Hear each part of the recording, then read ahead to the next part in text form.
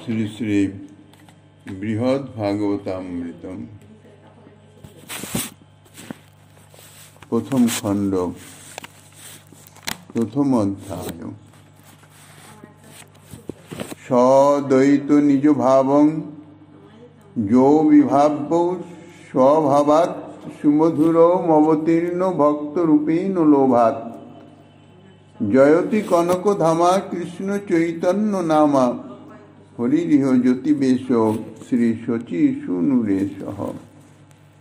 কলিযুগ পাবন অবতার পরম করুণাময় শ্রী গৌরাঙ্গ সুন্দরীর পরম অন্তরঙ্গ প্রিয় পার্ষদ বর্জ্য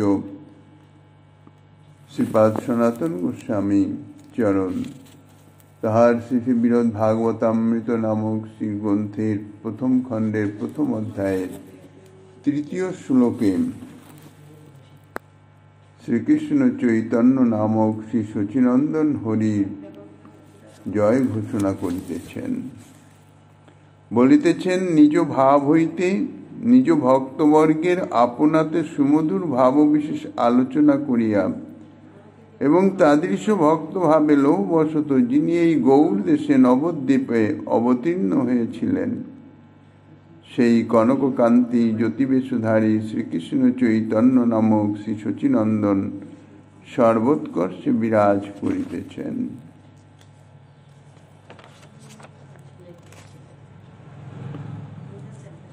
ইতিপূর্বে আলোচিত হয়েছে যে প্রেম মাধুরী আস্বাদন ভক্ত সেবা ভগবত সেবা হতে সমধিক ফলপ্রদ।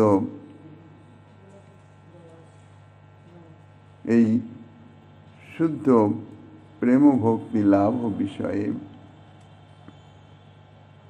যদি সেই প্রেম মাধুরীর লেশমাত্র কেউ কখনো নিরূপণ করতে সমর্থ না হয়েন,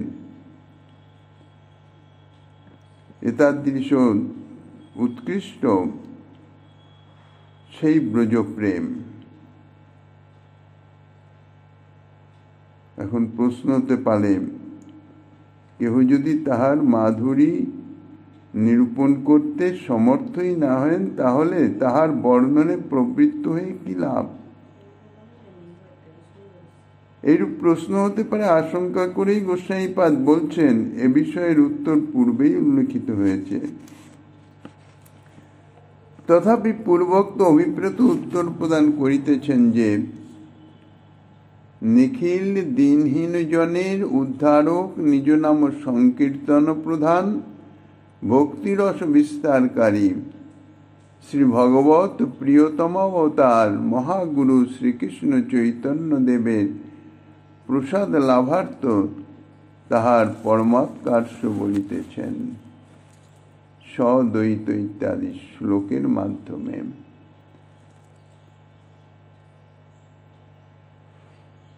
নিখিল দিনহীন জনের উদ্ধারক নিজ নাম সংকীর্তন প্রধান। নিজ ভাব শ্রীহরির নিজ ভক্তজনে যে ভাব, তাহাই হইতেছে নিজ ভাব। সেই ভাব অর্থাৎ সেই অসাধারণ প্রেম সুমধুর এবং পরমোৎকৃষ্ট। অতএব শ্রীহরির ভক্তগণের প্রতি যে প্রেম,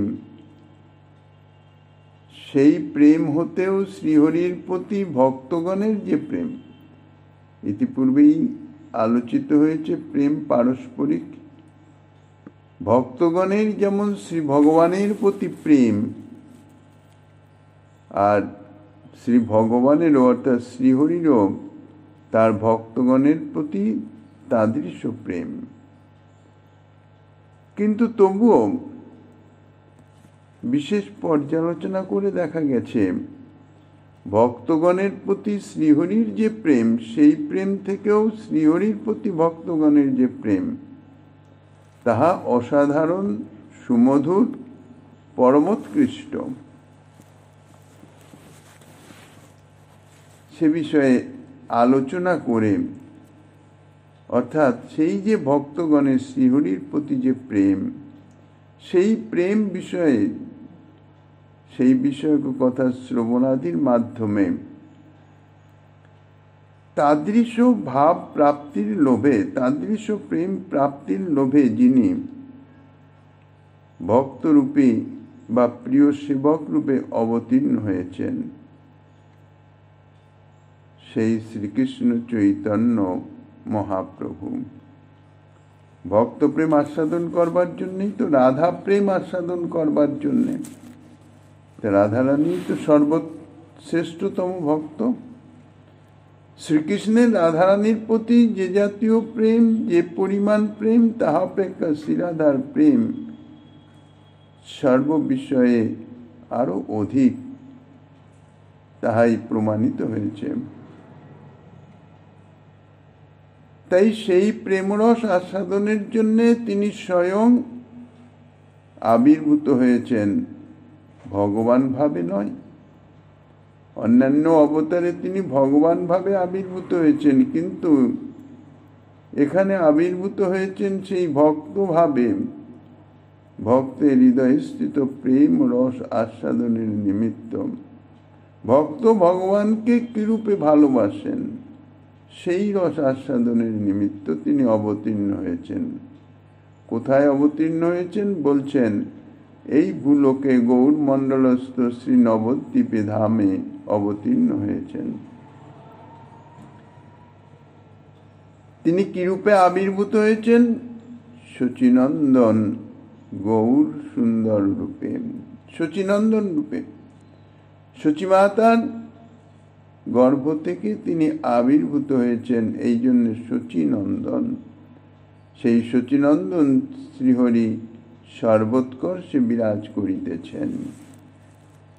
সেই শ্রীহরির স্বরূপ কিরকম, দেখতে কিরকম বলছেন, কনক কান্তি। কনকের ন্যায় কান্তি যাহার, স্বর্ণবর্ণ, উজ্জ্বল স্বর্ণবর্ণ, তপ্ত স্বর্ণবর্ণ, সেই গৌরাঙ্গ সুন্দর। মূল শ্লোকে আছে শ্রী শচীসুনু রেশো, অর্থাৎ শচীসুনু এসো। এই এসো শব্দ প্রয়োগের উদ্দেশ্য হচ্ছে এই গ্রন্থকারের সাক্ষাৎ অনুভূত এবং তৎকালেও বর্তমান আছেন।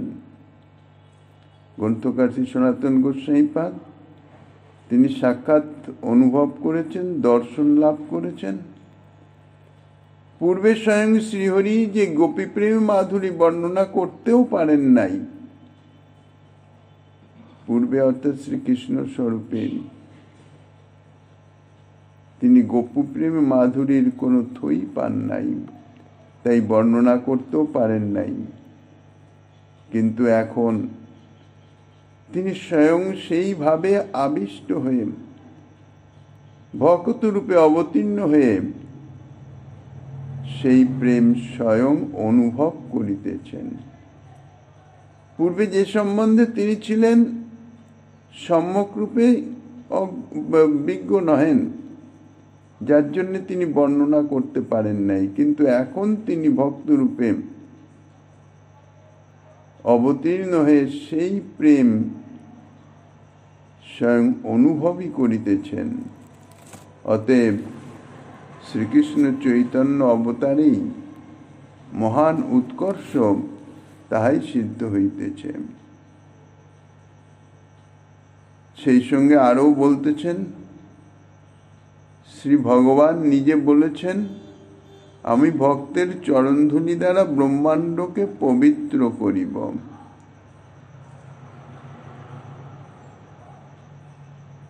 যেহেতু ভক্ত চরণধূলি গ্রহণ ভিন্ন ভক্তি হয় না, আর ভক্তি বিনা আমার মাধুর্য অনুভব হয় না।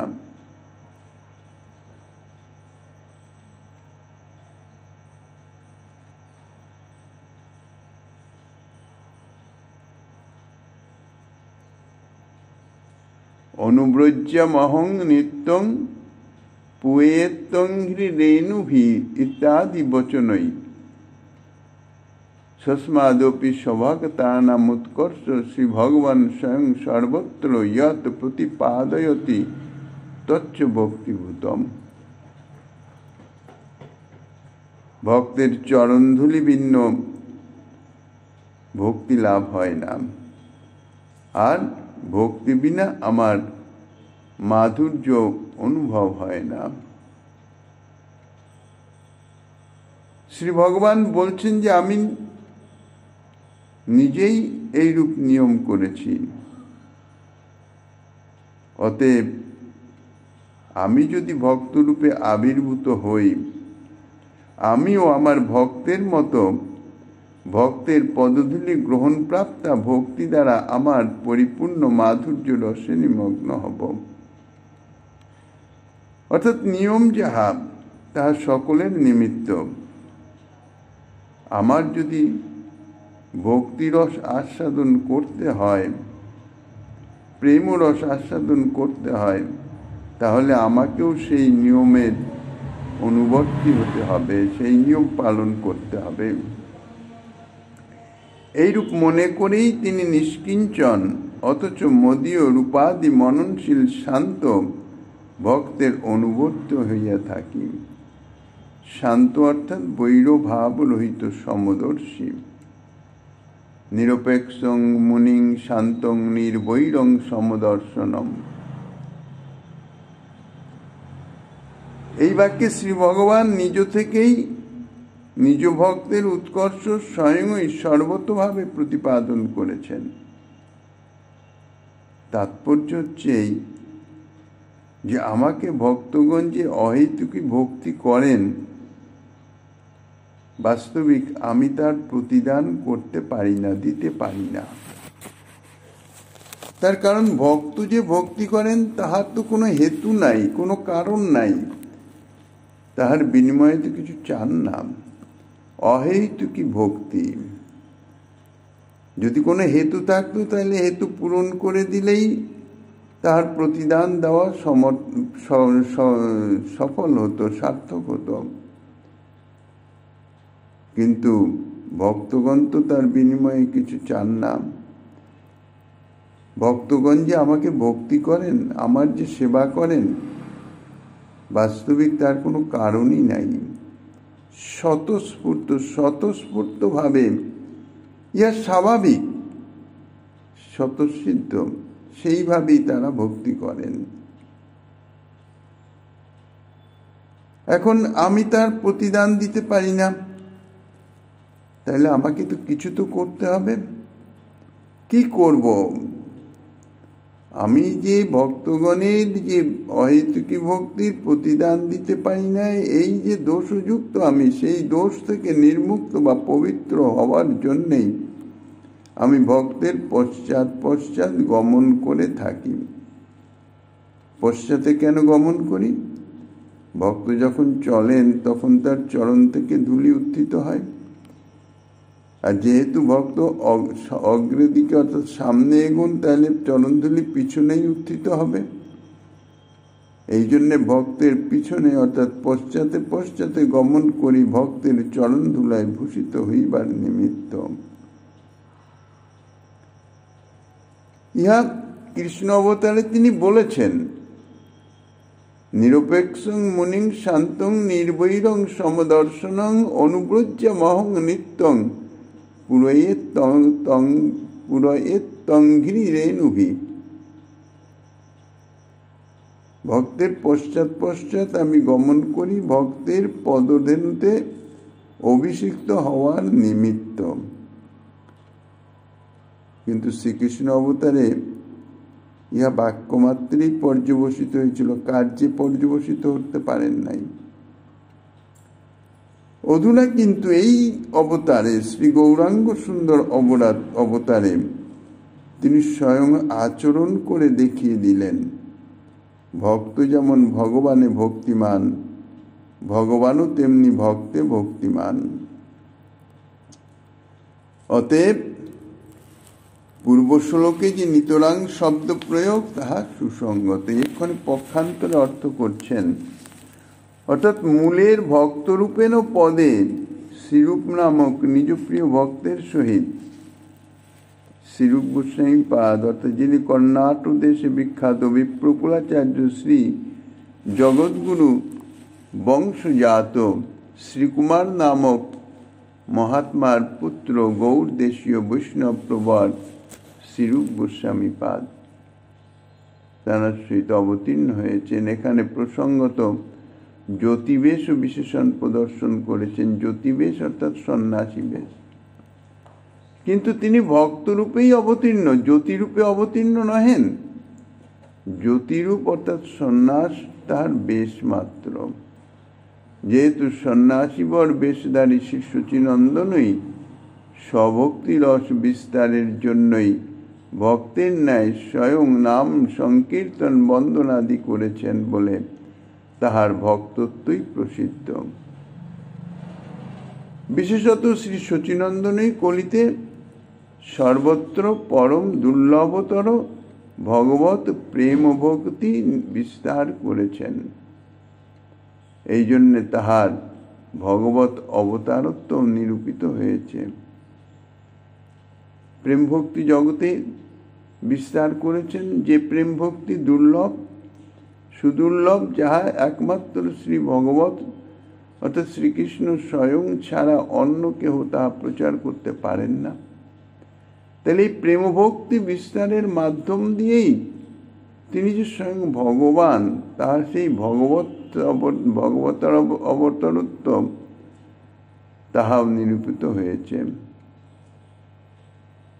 সে বিষয়ে শ্রীপাদ সার্বভৌম ভট্টাচার্য বলেছেন, কাল প্রভাবী অর্থাৎ কালন্নষ্টং ভক্তি যোগং নিজং যহ প্রাদুষ কর্তুং কৃষ্ণ চৈতন্য নামা আবির্ভূত সুতস্য পাদারবিন্দে গারং গারং নিয়তাং চিত্তভিঙ্গ। কাল প্রভাবে স্বকীয় ভক্তিযোগ অন্তর্হিত হলে, কালের প্রভাবে ভক্তি ধর্ম ধীরে ধীরে ধীরে ধীরে লুপ্ত হয়ে গেছেন, একেবারেই অন্তর্হিত হয়ে গেছেন। সেই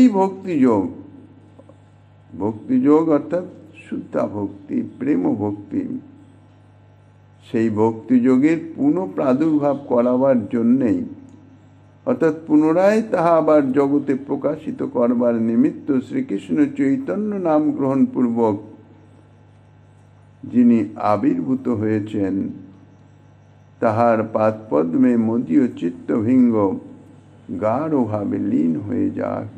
সার্বভৌম ভট্টাচার্যের যখন শ্রী গৌরাঙ্গ সুন্দরের স্বরূপ জানতে পারলেন, অনুভবে এলো, শ্রী গৌরাঙ্গ সুন্দর স্বয়ং সরভুজ রূপে দর্শন করালেন, তাকে কৃপা করলেন।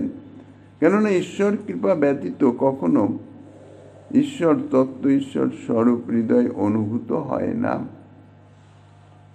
কাজেই তাহা যখন অনুভূত হল, তখনই সার্বভৌম ভট্টাচার্য সর্বতভাবে নিজের মন বুদ্ধি চিত্তকে শ্রীকৃষ্ণ চৈতন্যের চরণে সংলগ্ন করবার নিমিত্ত এই শ্লোকটাতেই প্রার্থনা করেছিলেন। পূজ্যপাদ গ্রন্থকার পুনশ্চ সে অসামর্থ্য আশঙ্কা করে, অর্থাৎ যে কার্যে তিনি ব্রতী হয়েছেন বর্ণনা করবেন, তাহাতে তিনি সমর্থ নন। যদি সম্যক না হয়, কার্য যদি সিদ্ধি না হয়, সেই জন্যে তিনি শ্রী ভগবত প্রিয়তম অবতার পরম মহাগুরু শ্রীকৃষ্ণ চৈতন্য মহাপ্রভুর কৃপা প্রসাদ লাভের জন্যে তাহার মহিমা বর্ণনা করিতেছেন এই তৃতীয় শ্লোকে। পূর্বেই শ্রী বৈষ্ণব স্মৃতিতে লিপিবদ্ধ করেছেন, তং শ্রীকৃষ্ণ চৈতন্য দেবং বন্দে জগদ্গুরুম যস্যানুকম্পয়া স্বাপি মহাব্ধিম সন্তরেত সুখম। শ্রীকৃষ্ণ চৈতন্য মহাপ্রভু তাঁর যে অনুকম্পা, যে কৃপা, বলছেন যাহার কৃপায় একটি কুকুরও সাঁতার দিয়ে সুখের সমুদ্র, অসীম সমুদ্র পার হতে পারে, সেই জগৎগুরু শ্রীকৃষ্ণ চৈতন্য দেবকে আমি বন্দনা করি। শ্রীকৃষ্ণ চৈতন্য মহাপ্রভুর কৃপায় কুকুরও যে সমুদ্র পার করতে পারে, অর্থাৎ ভবসাগর উত্তীর্ণ হয়ে যেতে পারে, তাহার নিদর্শন নীলাচল লীলায় দেখিয়েছিলেন। সেই শিবানন্দ সেনের সঙ্গে যে কুকুর আসিতেছিল পথিমধ্যে, উপেক্ষায় উপেক্ষিত হয়েছে কুকুর আগেই চলে আসে প্রভুর সান্নিধ্যে এবং প্রভু তাকে কৃপা করে কৃষ্ণ নাম গ্রহণ করিয়ে তাকে ভবসাগর পার করে দিলেন। তাহলে অতি অনায়াসে একটি কুকুরও যার কৃপাতে পার হয়ে যায়, তো সেই জগৎগুরু তিনি শুধু মনুষ্যের গুরু নন, জগতের সর্বজীবেরই গুরু তিনি।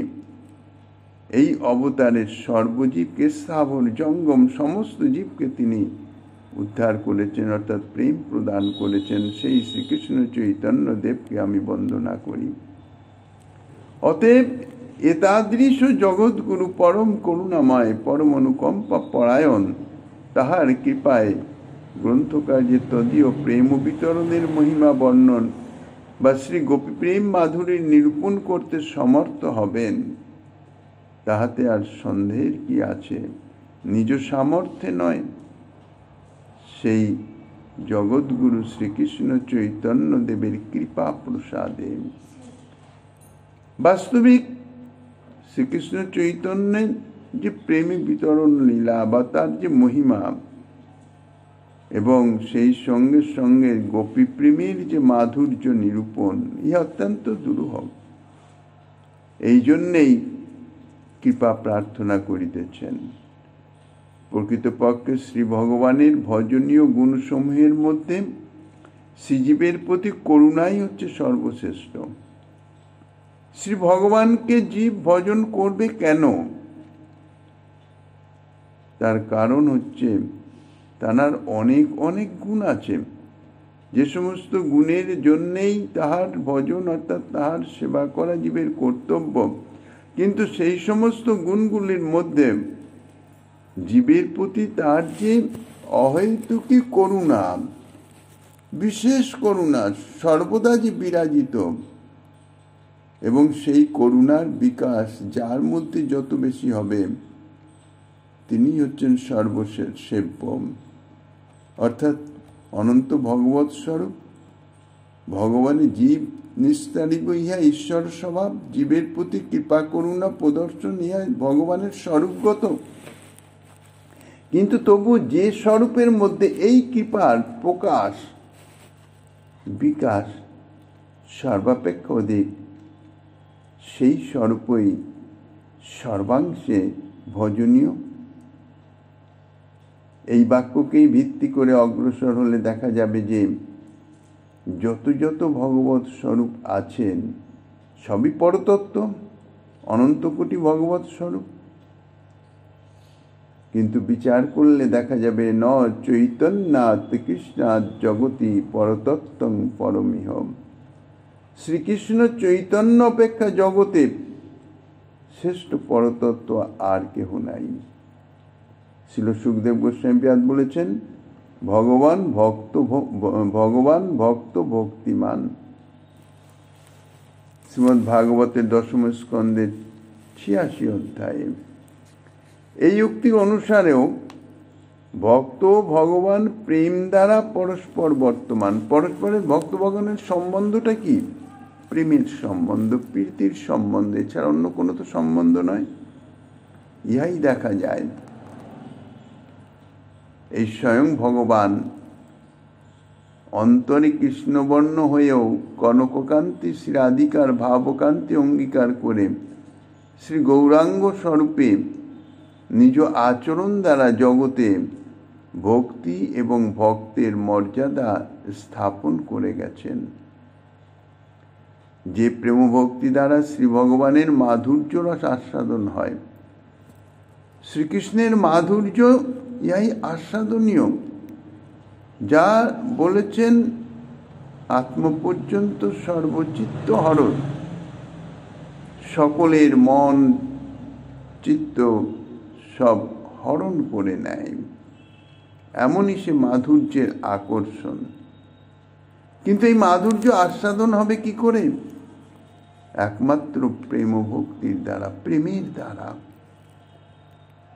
তো যে প্রেম ভক্তির দ্বারা শ্রী ভগবানের মাধুর্যটা আস্বাদন হয়, শ্রী ভগবান সেই প্রেমের বিষয়, আর যিনি আস্বাদন করেন অর্থাৎ সেই ভক্ত, তিনি হচ্ছেন সেই প্রেমের আশ্রয় তত্ত্ব। প্রেমের মাধ্যমেই, প্রেমের দ্বারাই সেই মাধুর্য রস আস্বাদন হয়। কার মাধুর্য? শ্রী ভগবানের। কে আস্বাদন করেন? ভক্ত। আস্বাদনের মাধ্যম হচ্ছে এই প্রেম, প্রেম ভক্তি।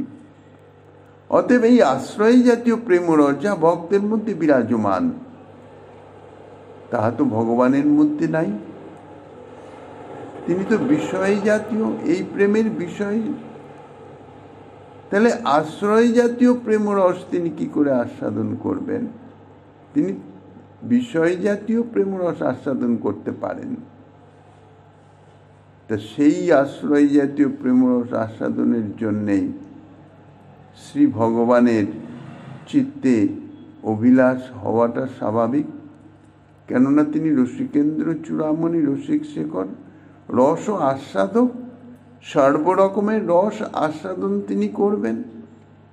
কিন্তু আশ্রয় জাতীয় যে ভক্তি রস, যে প্রেম রস, তাহা তো তিনি আস্বাদন করতে সমর্থ হচ্ছেন না, কেননা তিনি বিষয় জাতীয়, আশ্রয় জাতীয় নয়।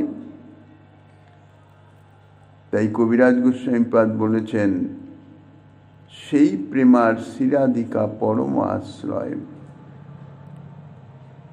শ্রীকৃষ্ণ মনে মনে চিন্তা করছেন সেই রস আস্বাদনের নিমিত্ত,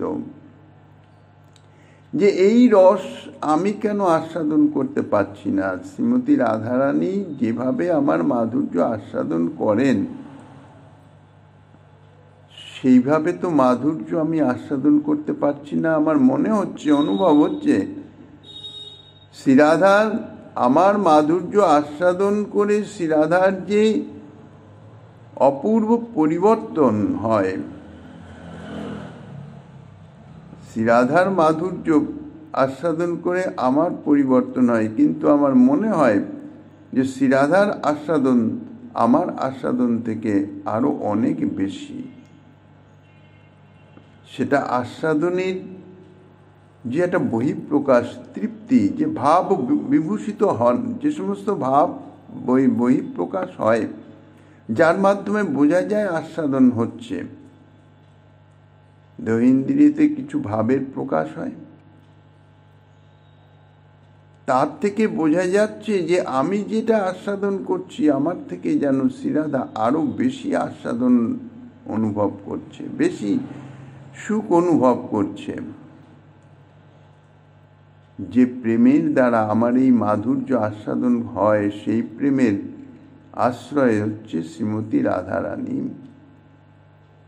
আমি তো আশ্রয় নই, আমি তো বিষয় তত্ত্ব। কাজে বিষয় জাতীয় সুখ আমার আস্বাদ, আমা হইতে কোটি গুণ আশ্রয়ের আহ্লাদ। আশ্রয় জাতীয় অর্থাৎ শ্রীমতী রাধারানীর আস্বাদন সুখের যে বহিঃপ্রকাশ, তাহা দেখে আমার ইহাই স্থির সিদ্ধান্ত যে আমি যে আস্বাদন করি তার থেকে আরো কোটি গুণ আস্বাদন শ্রীমতী রাধারানী করিতেছেন। এখন এই আশ্রয় জাতীয় সুখ আমি কি করে পাই? এইভাবে আমি এই রস আমি কি করে আস্বাদন করি? বিচার করে করে তিনি চিন্তা করে দেখলেন, আমি স্বয়ং যদি আশ্রয় জাতীয় না হই, তাহলে তো এই আশ্রয় জাতীয় রস আস্বাদন সম্ভব নয়। তাহলে আশ্রয় তো শ্রীমতী রাধারানী, তিনি তো সাক্ষাৎ মহাভাব স্বরূপিণী। যে মাদনাক্ষ মহাভাবের মাধ্যমে আমার এই মাধুর্য সম্যক রূপে রাধারানী আস্বাদন করেন, সেই মাদনাক্ষ মহাভাব যতক্ষণ না আমি প্রাপ্ত হচ্ছি, অর্থাৎ সেই মাদনাক্ষ মহাভাবে যতক্ষণ না আমি রঞ্জিত হচ্ছি, সেইভাবে ভাবিত না হচ্ছি, ততক্ষণ পর্যন্ত ইহার আস্বাদন প্রাপ্ত হওয়া সম্ভব নয়। কাজেই শ্রীরাধার সেই ভাব যে ভাবের দ্বারা তিনি আমার মাধুর্য সম্যক রূপে আস্বাদনের সমর্থা, সেই রাধা ভাব লইয়া চৈতন্য অবতার, যুগধর্ম নাম প্রেম কইল পরচার। সেই রাধারানীর ভাব নিয়ে স্বয়ং শ্রীকৃষ্ণ তিনি চৈতন্য স্বরূপে অর্থাৎ গৌর স্বরূপে নবদ্বীপে শুচিগর্ভে অবতীর্ণ হয়েছেন। এখন শ্রী ভগবান যখন অবতীর্ণ হন তখন তো শুধুমাত্র একটি কার্যের উদ্দেশ্যে আসেন না, মুখ্যত তানার থাকে জীবের প্রতি কৃপা করুণা। কেননা পরম করুণাময় তিনি। যখনই যখনই প্রয়োজন হয়, জীবের নিমিত্ত প্রয়োজন হয়, তখনই নিজেকে অবতীর্ণ করেন এবং সেই প্রয়োজন জীবের সেই পরম করুণা প্রকাশ করে জীবের সেই প্রয়োজন সাধিত করেন। এই যে অবতীর্ণ হন সাধারণত যুগাবতার রূপে, প্রতি যুগেই অবতীর্ণ হয়ে জীবের কল্যাণ সাধন করেন। কিন্তু যুগাবতার রূপে তো আর এই নিজের যে মনের অভিলাষ, আশ্রয় জাতীয় সুখ অনুভব, সেটি তো হবে না। তার জন্য আমাকে অবতীর্ণ হতেই হবে।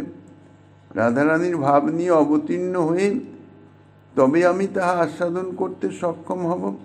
কেননা দাপর যুগে অবতীর্ণ হয়ে ব্রজলীলাতে তাহা আস্বাদন করতে সমর্থ হই নাই।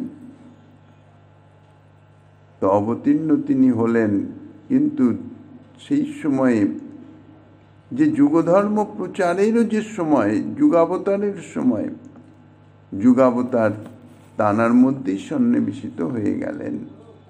অর্থাৎ স্বয়ং যখন অবতীর্ণ হন তখন অন্যান্য যে অংশকলা ইত্যাদি তানার মধ্যে সদা সর্বদাই বিদ্যমান থাকেন। তাই যুগধর্ম যে নাম প্রেম প্রচার বাহ্যিকভাবে দেখা যাচ্ছে যে তাহা তিনি করিতেছেন, এই উদ্দেশ্যেই তানার আগমন, অবতরণ, কিন্তু বাস্তবিক তাহা নয়।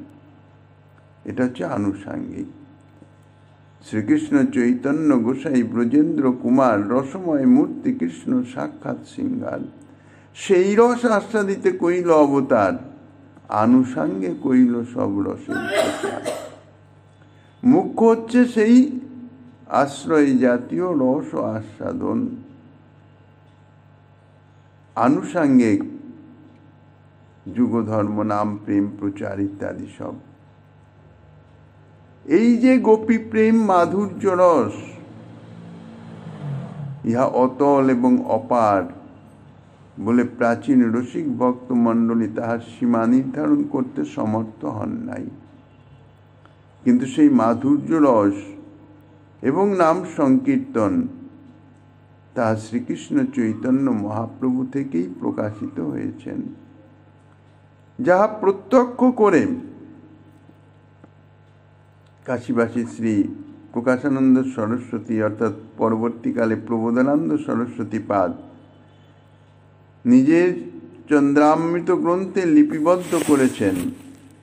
শ্রীমৎ ভাগবতস্য পরমং তাৎপর্য মূর্তঙ্কিতং শ্রীদ বৈয়াসিকানা দুরন্নয় তয়া রাস প্রসঙ্গে অপিয়ৎ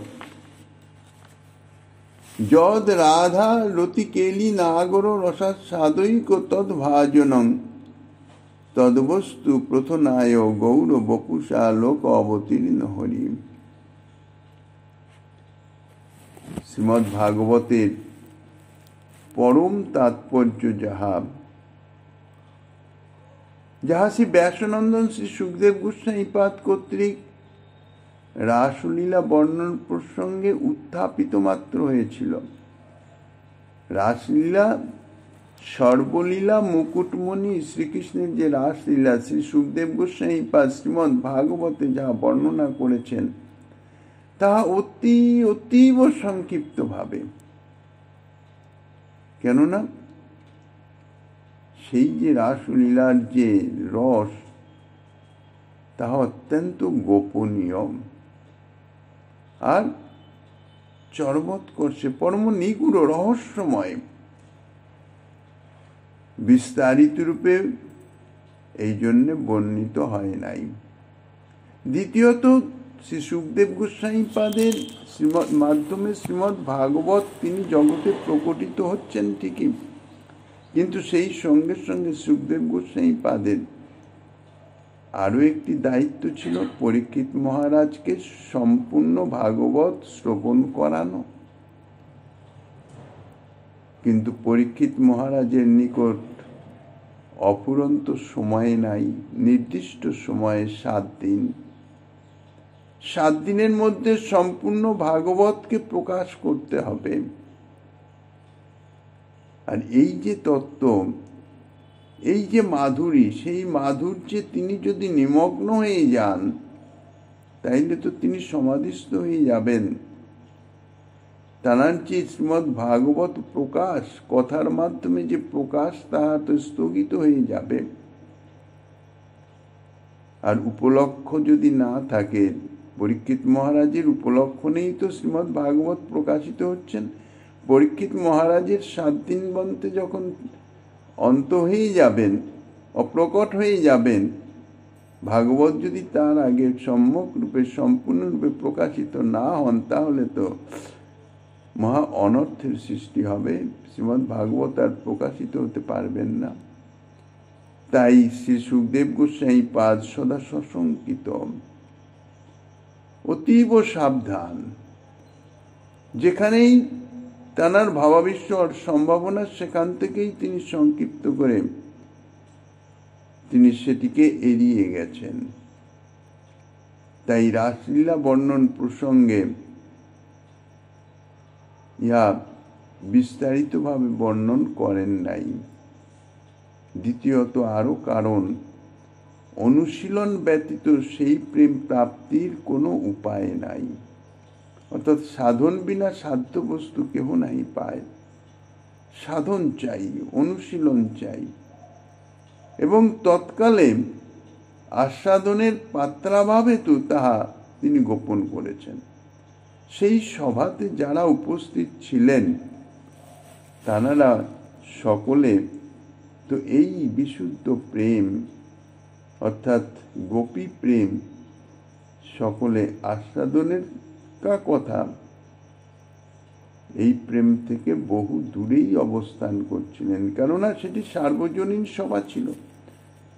রাজর্ষি, মহর্ষি, দেবর্ষি, ব্রহ্মর্ষি, এছাড়াও সাধারণ ভক্ত, অভক্ত সকলেই ছিলেন। এই জন্যে যে কোনো বিষয় যে কোনো স্থানে প্রকাশ করতে নাই, দেশকাল পাত্রের অপেক্ষা আছে। তাই পাত্রাভাব হেতু সুখদেব গোস্বামী পাদ তা গোপন করে গেছেন, সংক্ষিপ্তভাবে একটুখানি শুধু ছুঁয়ে গেছেন। কিন্তু এখন শ্রী রাধার রতিকেলী নাগর শ্রীকৃষ্ণ স্বয়ং সেই রস আস্বাদন করে, তিনি নিজে আস্বাদন করে জগতে বিস্তার করবার নিমিত্ত স্বয়ংই শ্রী গৌর বিগ্রহে ভূতলে অবতীর্ণ হয়েছেন। ইহাই শ্রী প্রবোধানন্দ সরস্বতী পাদের মত। শ্রীপাদ আরও বলেছেন, এই প্রেম নামক যে অদ্ভুত পুরুষার্থ, যাহাকে বলা হয়েছে পঞ্চম পুরুষার্থ, ইতিপূর্বে যাহা কেউ শ্রবণই করেন নাই, শাস্ত্রে ইহার বর্ণনই নাই বলতে গেলে। আর বর্ণন থাকলেও এমনভাবে নিগুড়ভাবে যা প্রকাশ নাই। এই জন্যে 4 পুরুষার্থের কথাই সর্বত্র প্রকাশিত।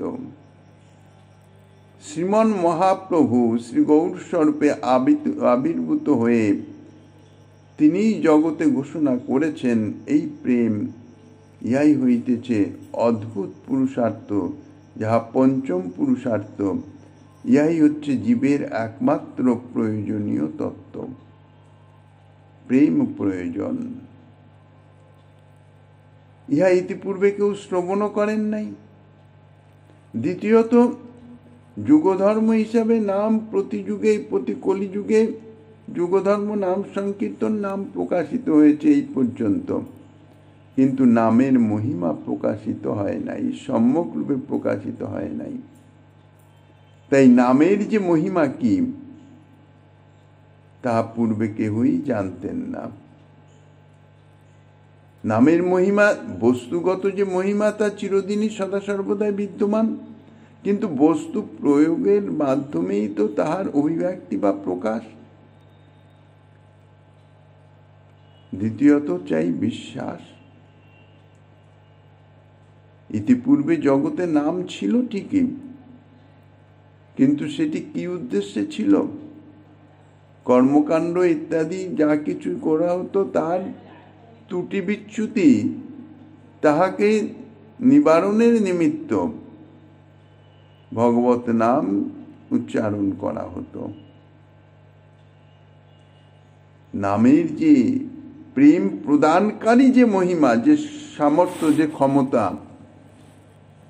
নামের যে মুখ্য ফল প্রেম প্রদান, প্রেম সম্বন্ধেই কেউ জানত না, তার নামের মুখ্য ফল সম্বন্ধে জানবার অবকাশ কোথায়? এই জন্যে পূর্বে তাহা কেউ জানতেনও না।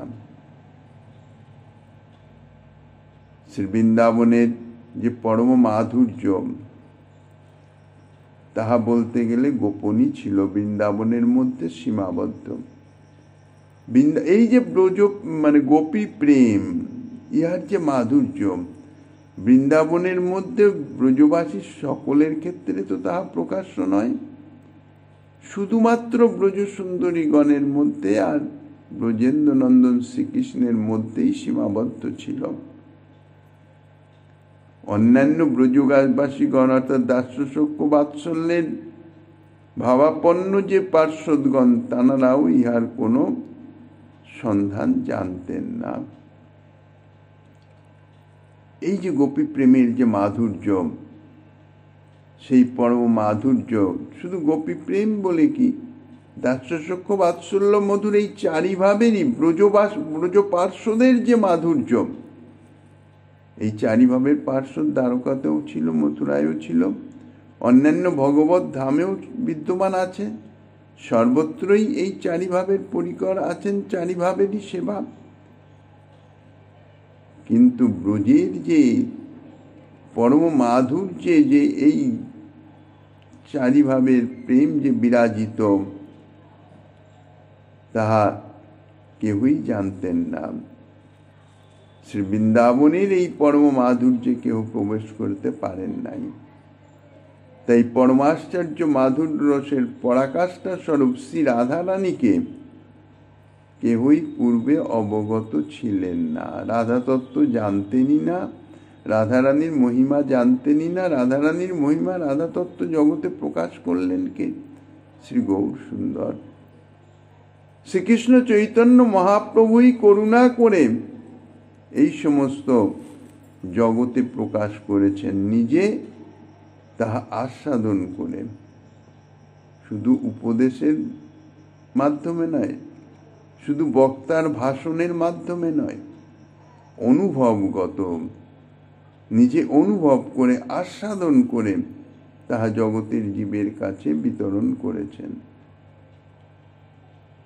একমাত্র শ্রীকৃষ্ণ চৈতন্য মহাপ্রভুই করুণা করে এই সমস্ত আবিষ্কার করেছেন। আর সেই শুদ্ধ প্রেম যে কেবলমাত্র শুধু শ্রী নাম সংকীর্তন দ্বারাই লাভ হতে পারে, শ্রী নামের সর্বতভাবে যদি আশ্রয় গ্রহণ করা যায়, শরণাগত হওয়া যায়, নাম সংকীর্তনের মাধ্যমে সেই যে বিশুদ্ধ প্রেম যাহা সুদূরলভা, তাহা লাভ হতে পারে, তাহাও তিনি নিজে আচরণ করে জগতে ঘোষণা করে গেছেন, নিজের পার্শ্বদগণের দ্বারা আচরণ করিয়ে জগতে ঘোষণা করে গেছেন। জগৎকে নামের সর্বশ্রেষ্ঠত্ব অনুভব করিয়ে অবাধে সর্বজীবকে সেই নাম, শ্রীনাম প্রদান করেছেন। পরবর্তী শ্লোকে যাহা আস্বাদনী দিচ্ছেন, শ্রীমন মহাপ্রভু গিরিধারী লালের কৃপা হলে আগামী দিন আস্বাদনের